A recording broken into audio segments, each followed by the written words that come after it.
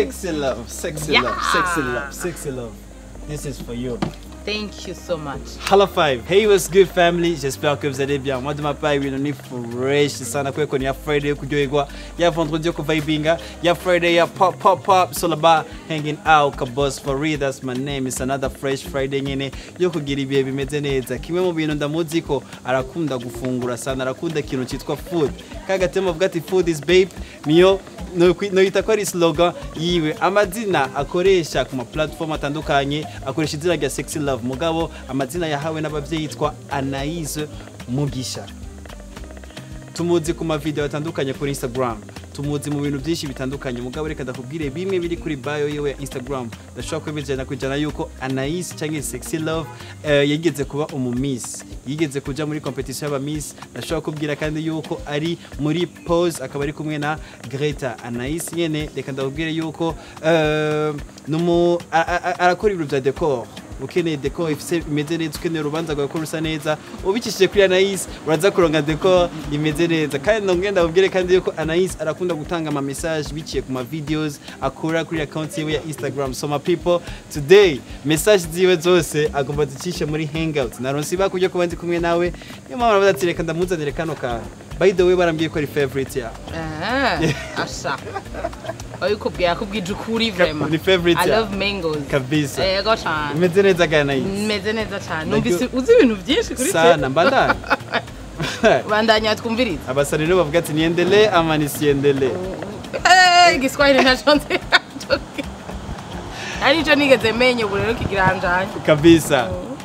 Kuva kuri Anaïs Mugisha usimbira kuri Sexy Love.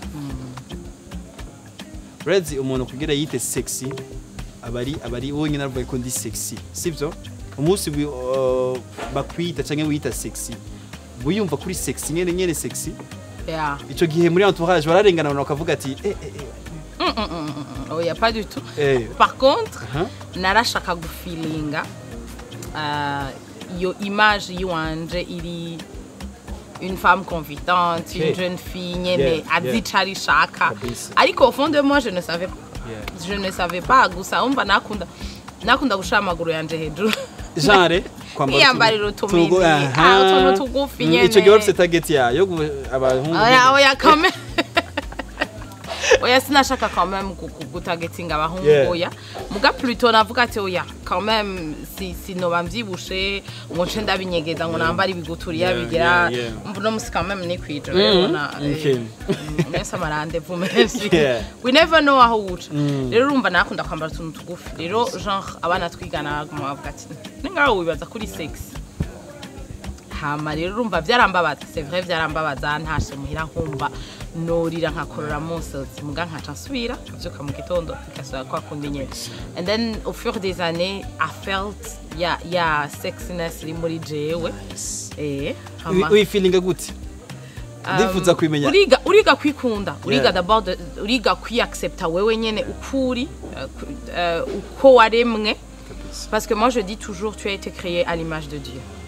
Then iyo image ufise y'Imana, Imana ntigeze igira isoni yayo kuko deja yo yaratanze umwana wayo kinega katufira ku musaraba. Donc nta soni yigeze igira kuri yo.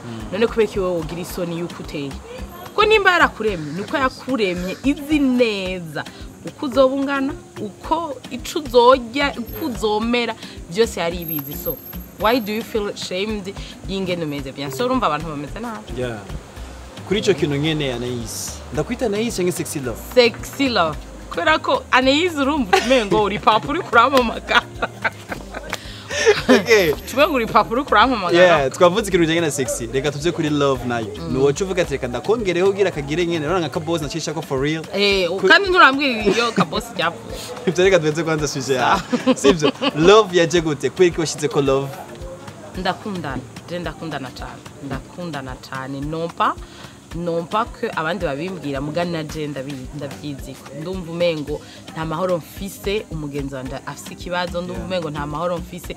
I had to share love. Ndayisharinga uko ndayifise. Kandi ndayisharinga ahantu hose. Urumva rero byari approprié. En fait byarajana vraiment. Byarajana. sexy love byarajana cyane ndabona umengo nta kindi coja ko nta kindi gikenewe kuja sure turafise abantu peut-être sabagenzi bacu mugabo baratuzi sivyo bakaba bafise kakano bavuga ati wamubonye sexy love rabo kuno kigira ikintu catari rabo kuno gira gute rabo kuno rero abantu ngabo barahari sivyo let me know muri ya period yiwawe ya kera ku ishuri bikini ndifuza kumenya kimwe mu bintu bakuvuga canke bagutunga ko urutoki bakuvuga kuko birashika maybe ukavyumva yego je nize ku mashuri abiri secondaire nize ku mashuri abiri rero transition en fait y'ishure rimwe n'irindi c'était pas vraiment la joie ishure rimwe urumva naye mvuye muri babandi dukundana bari base vibe babandi twamatiko turatwenga abo barimwo banyitse sexy irindi shuri ngiye ahantu atamuntu n'umwe nzi hama donc benshi they hated me kurumva naguma nitwengera de urumva nta kibazo mfise mu buzima bon nta numwe atagira ibibazo muga il faut toujours sourire donc naguma ntwenga naguma ndige tout le temps.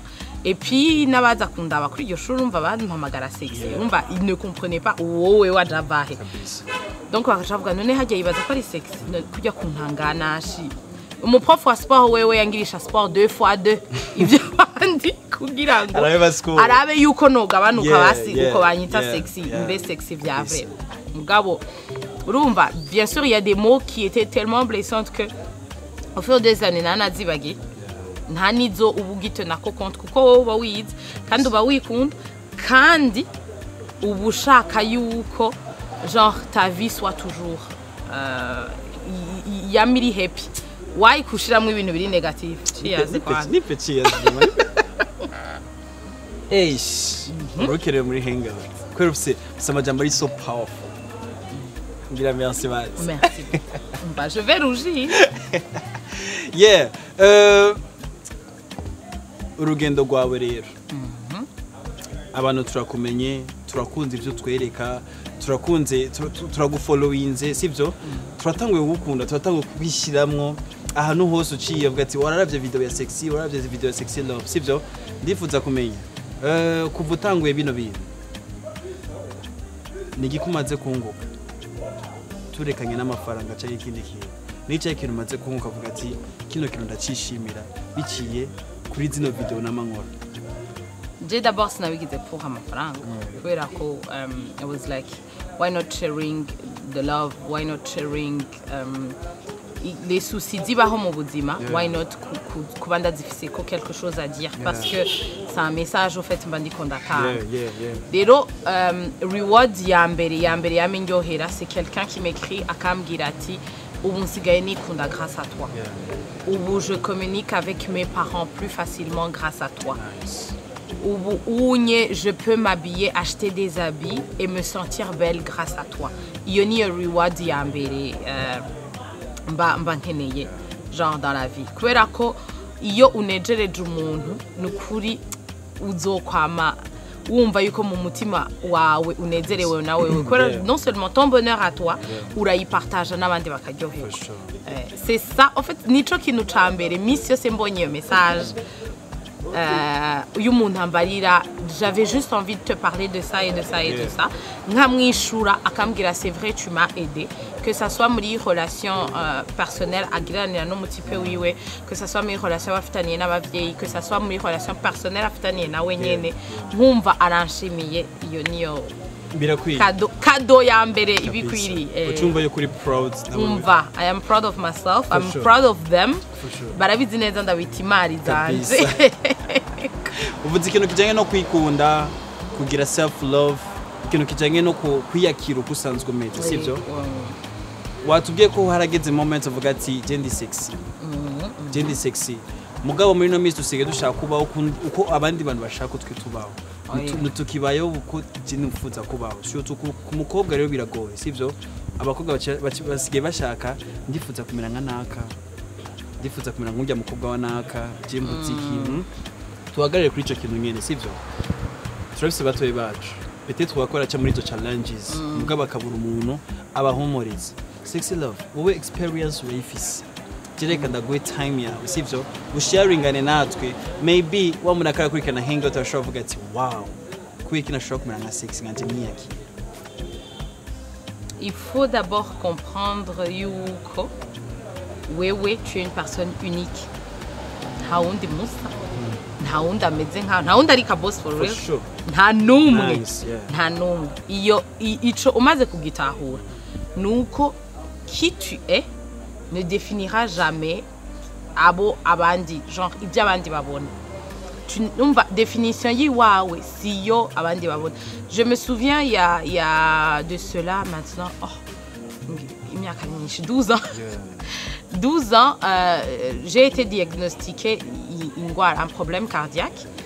Hama rero urumva les docteurs étaient tellement maladroits mu kubimbwira kandi bakabimbwira avec cette maladresse vraiment iri impoli.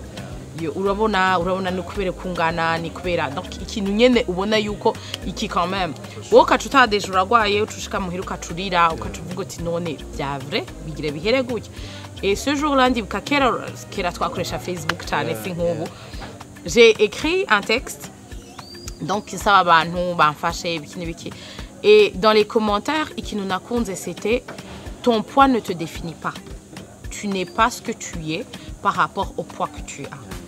Donc ça veut dire que tu perds du poids, que ugumukuri uzogumuri Anaïs tuzi uzogumuri sexy tuzi. Donc iyo abantu twifocalije sur ubwambure, genre notre peau, ce que les gens vont voient à l'extérieur. Namuntu numwe azokigera yifocaliza kucuri à l'intérieur. Donc d'abord accepte-toi à l'intérieur. Umenye uti jewe je suis unique, j'ai été créée umva nk'umuntu wa mbere ari unique, ico nkunda nije ndakizi imbere yuko abandi bakimenya, ico nambara mbanza kwikunda jewe nyene nambaye nkiraba mukiye urabira mukiye gakoze urira mukiye kavuga ati mama we ndaberewe ndiyo top. Ivyo bihejeje nukuri naho uzosohoka hanze umuntu akakubwira ati urabihewe quand même uzomubwira ati urakoze de toutes les façons. Quoi qu'ils disent, au fond de moi, je suis très belle, je suis beau. Kukurumba, nitwi focaliser ku bakoga gusa n'abahungu birabashikira. Baragira donc iyo ari donc abahungu bonze cyane ugasanga yo umuntu kuri jewe nibazonkunda kubera nonze cyane cyangwa ugasanga ni mugufi ugasanga genre ari focaliser kuri bwa bugufi bwiwe ariko arase d'autres qualités que ubwo bugufi abandi badafise arafise genre wa munezero arafise ya gift yaronse parce que moi je considère toujours que umuntu wese arase gift dans la vie umuntu wese arase gift dans la vie iyo gift rero yaronse ashobora kwipartager abandi non pas parce que ni mugufi aravyibushe aronze ni muremure rero ikindi kintu namenye ko ndabwira iyo uri kuriraba mukiye ivugishe wewe nyene ibwire ico washaka ko abandi bakubwira sex uraberewe ka boss uri mwiza ka boss uri wibwire wewe nyene ati ndi mwiza genre je suis très intelligent je suis I am powerful nzogera kure genre mes projets auront ce sont des projets d'avenir zizotera imbere donc uvyibwire wewe nyene kuko urumva ico wewe ubanza kwiyaturira wewe nyene dans ta bouche nico kikubako cyane gose ico wewe ubanza kwiyaturira nico kikubako ako kano niko kabi. Nice kabisa. Biragoye cyane kubona sinzi ko ari mu Burundi gusa sinzi ko ari ku isi yose biragoye kubona umukobwa agira first step kuja kubwira umuntu ko mukunda. Reka ndabizare kuri Anaïs biramaze gushikira kuja kubwira umuntu ati mimi nakupenda. Yego. Kubera ikintu bimubwira.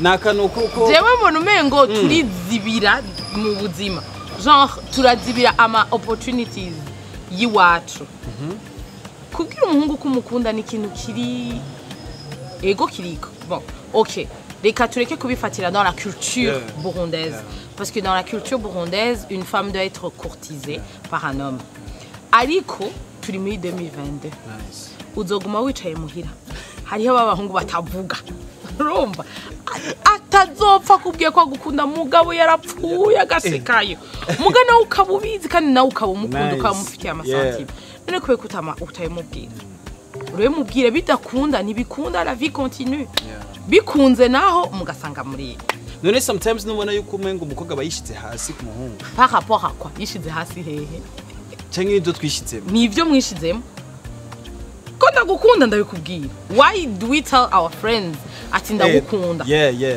why don't we tell uwo muntu nyene ukunda wumva yuko tu ne peux même pas vivre sans urumva basi nimba udashobora kubivuga mwereke yuko umukunda mwereke muhamagare donc genre care mu caring mube hafi ibyo byose birereka umuhungu kumukunda mugabo ushobora kubivuga why not tenda bivuga Wati nuraro tabivuga oh yes umva kubera kimpa mfeshikayo ndayivuga live kai mubwira ego byase bika hanyuma ukabandana nice kubera sare isanzuka wowe ndifuza kuzomara umunsi wose turiko uri kuramvugisha kuko story office ni nyinshi sana mugabo après avoir ukumenya hariyo ama challenges umuntu acamo sivyo ziya video igore bamwe bazakira neza hariyo n'abandi bazakira nabi hariyo bamwe bavuga ati anayisavuze jewe avuze ukuntu twifuza kumenya après avoir kuzisohora ego ama feedback ni menshi ni meza niza feedback mbe ukunda guhura nazo canke challenges ukunda guhura nazo après avoir kuposta ziya videos ibintu nk'ivyo uvuze bitakuraba umuyu wayi uyu uri yigira nk'umengo byose arabizi none ibintu byose abifitiye inyishu alors que c'est faux ibintu byose sindabifitiye inyishu ibintu byose sindabizi jewe je donne point de vue yiwanje personnel kujya n'undi muntu ashaka kubikora et peut-être façon d'abivugamwo il est plus gay et plus intéressant ko bituma abantu bashaka kumenya donc kumenya exactement the reason why kandi je mvuga kanshi ku bintu byanshikiye ku ma experience personnelle yanshikiye hama hakaza n'abandi bakambwira ko byabashikiye nkavuga ati okay why not gukebura ujya kurumva bimaze kugushikira jewe bikagushikira wewe ka boss ejo bigashikira undi mugenzi wanje quand même bibaye byinshi on ne va pas non plus généraliser mugabe bibaye ama coincidence baravuga ngo ara ma coincidence dans la vie oya je sais shaka kwibaza ko ikintu cyo bari 1 2 3 4 ngo kiguma ari coincidence oya byamari quelque chose kiba gifise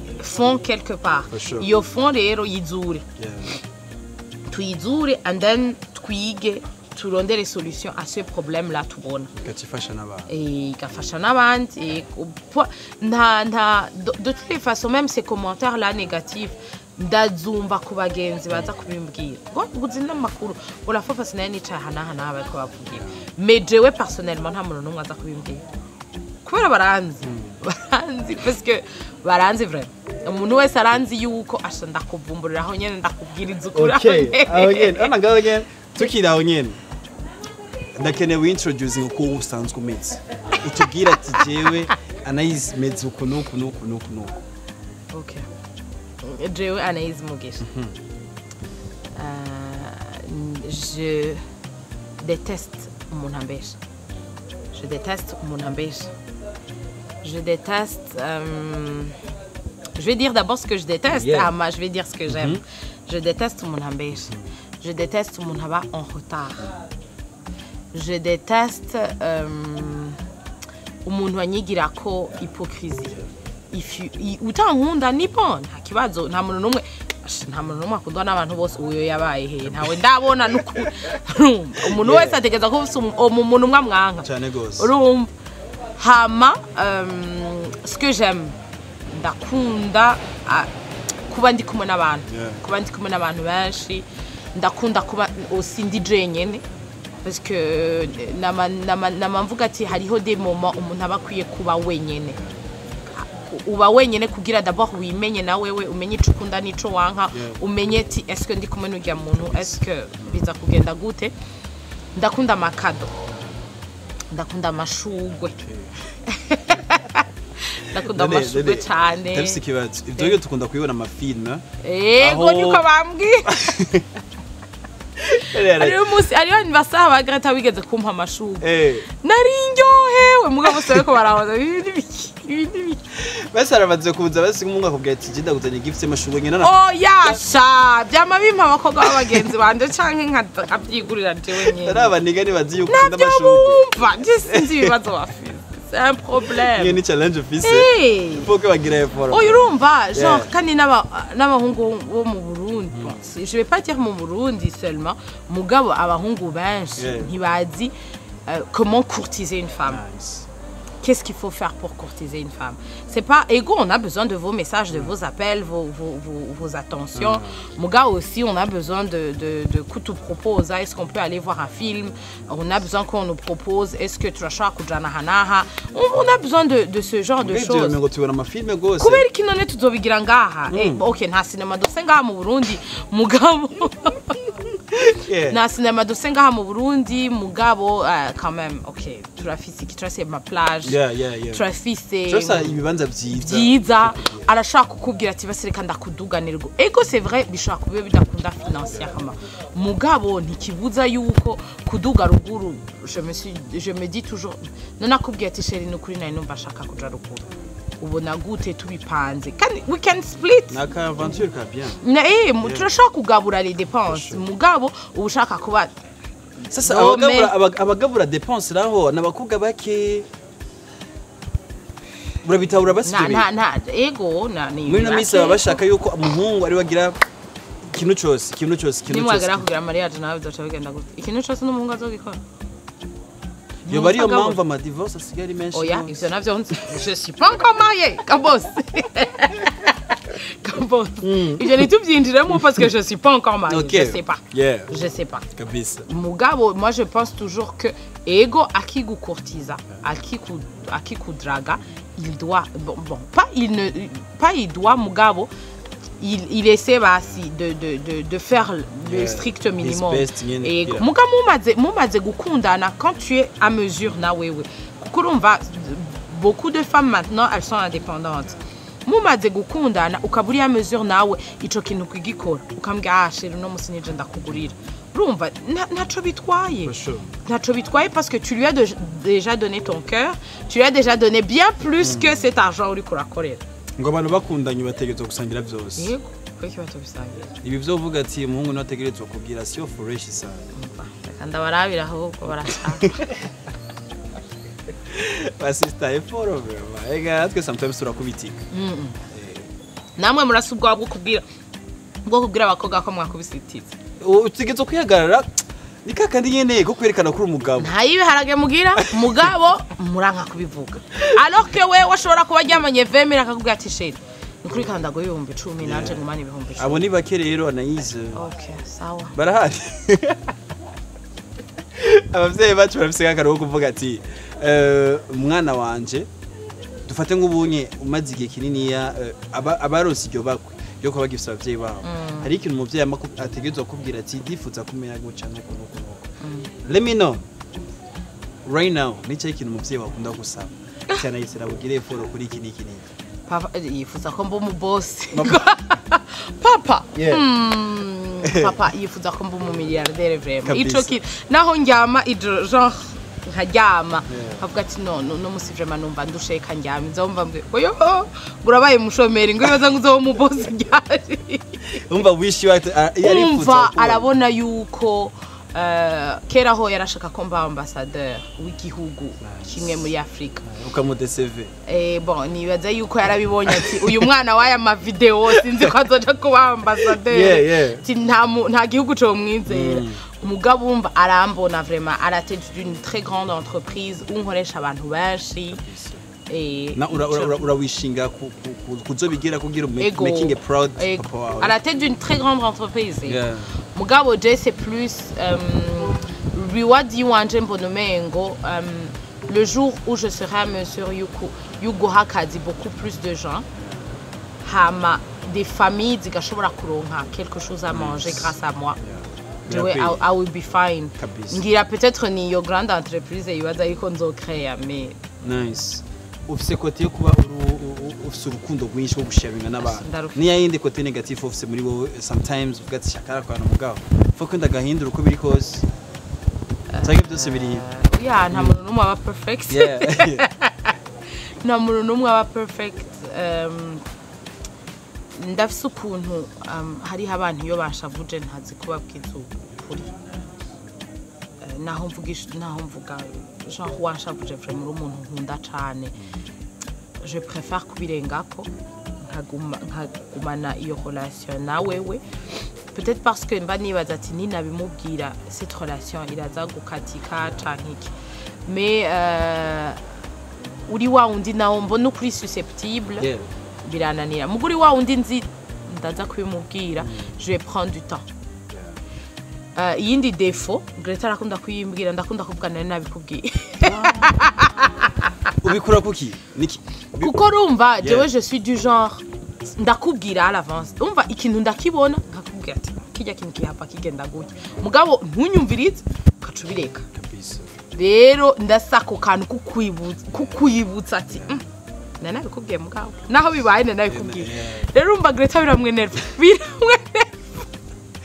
biramwenerva cyane. By the way, lastly nari kumwe na Greta acambwira ati mu bantu nifuza ko bagira mariage yatanguye wa mbere Anaïs arasubira Sexy Love araheza Anaïs kandi bibaza ko ari yehe mpamvu bituma yifuza rwose kugira mariage. Je nibaza ko abivuga kubera azi neza urwo rukundo mfise que j'aimerais bien partager ça avec quelqu'un. Et nibaza ko ari ivyo vraiment kandi arabizi ko nshaka abana depuis longtemps. Urumva rero planning kugira nk'abana bangahe? Amahasa n'umwe. Imana iravyumvise. Amen. Bizopasa kabisa. Yego cyane. Yes, ni hangouts narindi kumwe na Anaïs Mugisha cyangwa umwite Sexy Love. Mugabo mwise Sexy Love niyo akubwira yuko kari perfect kuri we.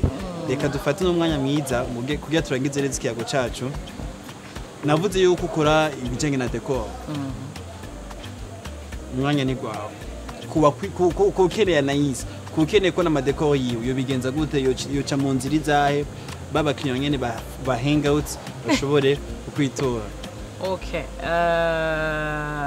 De tout ce que je partage ça sur ma page Sexy Love. Kabisa.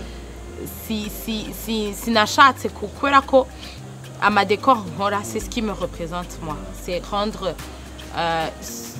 cette journée mémorable pour le couple ou la personne en question. Donc, ikintu chose que je partage. C'est tellement sur ma page que nibaza yuko sometimes hari abantu bahora bambaza ati none wewe hariho ibintu utatwereka cyane parce que nta kintu na kimwe ni ego ico ntabereka ni ndyamye ngira ngo mais sinon je partage tout. Donc barashaka kubona ku ma réseaux kandi ntihagire umuntu numwe azotinya je kunyandikira ndo umuntu wa mbere yishura ndakwishura mfise umwanya ushaka ko tubonana turabonana nukuri nta kibazo mfise parce que je trouve que le temps et la communication c'est un cadeau précieux ubuhaye umuntu arashaka kuba dakeneye genre amahera yawe canke ikindi kintu muga akaba akeneye uwo mwanya kugira mwicarane muvugane umwumvirize kandi nawe umuhe message ashaka kumuha. So ma page elle est toujours ouverte à tout le monde. Ukeneye kurondera bagusanya kuri Instagram yawe. Kabisa ufise ikintu kiri ku mutima wifuza gusharinga kuri bage abantu bose bagufollowinga akantu kari ku mutima mvuga ati Jesse numva muri hangout nakavutse umwanya ni gwa namandiko ndababwira ko ari imari zanje kandi effectivement ni imari kurumva imari. Moi j'ai fait des études de gémologie. Gémologie ni étude des pierres précieuses. Donc la pierre la plus précieuse twaba dufise mu ishuri yali le diamant. Donc ce sont mes diamants à moi kubera ko ndanteragisa n'abantu kandi sinhamba ngo nirorera ariko baba bariko baranyumviriza baba bariko barandaba et ça me fait très plaisir nico gituma chaque matin mba ndiko ndondera bishasha ndababwira. Nice, ndagushimire cyane. Ndagushimire wo dukurikanye du début à la fin yari Hangout Erika Boss for hamwe na Sexy Love. Tugira Hala 5. Dugira kuri ya kamera yahaga twari tugira gutya. Uzoma umupira nanje none. Operation zara bya gutya haye. Tugira gatatu pop tuvuga Hangout. Okay. Ready? Okay, tugiye. Pop Hangout. Tugira gati pop Hangout. Kamera yayuma pop Hangout. Tugira cheers.